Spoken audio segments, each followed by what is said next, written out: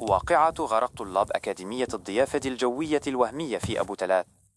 تشير المعلومات المتوفرة حول حادثة غرق طلاب أكاديمية الضيافة الجوية ACS في شاطئ أبو تلات بالإسكندرية في أغسطس 2025 إلى أن الأكاديمية كانت كياناً وهمياً غير مرخص، وتواجه اتهامات بالنصب والإهمال الجسيم الذي أدى إلى الكارثة.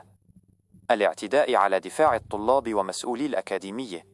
لم تشر التقارير الإخبارية المتاحة إلى وقوع اعتداء من حرس الأكاديمية على دفاع الطلاب تحديداً، لكنها كشفت عن أحداث وتفاصيل أخرى ذات صلة.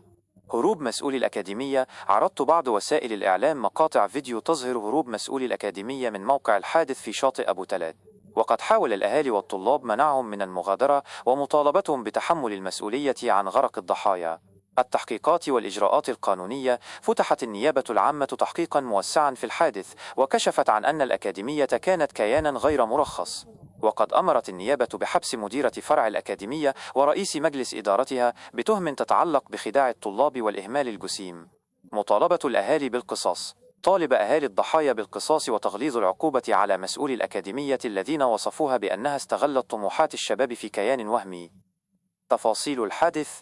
الخسائر البشرية. أسفر الحادث عن وفاة ما لا يقل عن 7 طلاب وإصابة 28 آخرين، تتفاوت الأرقام قليلا في التقارير الأولية. سبب الكارثة. وقع الحادث رغم رفع العلم الأحمر على الشاطئ الذي يحذر من النزول إلى البحر بسبب ارتفاع الأمواج. بدأت الكارثة بنزول بعض الفتيات إلى المياه، وعند محاولة زميلاتهن إنقاذهن زاد عدد الضحايا بسبب الأمواج العالية.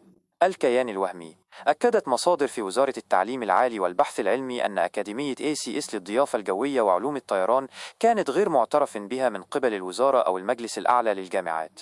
هذا الحادث آثار الرأي العام حول خطر الأكاديميات الوهمية التي تستغل أحلام الشباب بوعود تدريب وتوظيف غير حقيقية.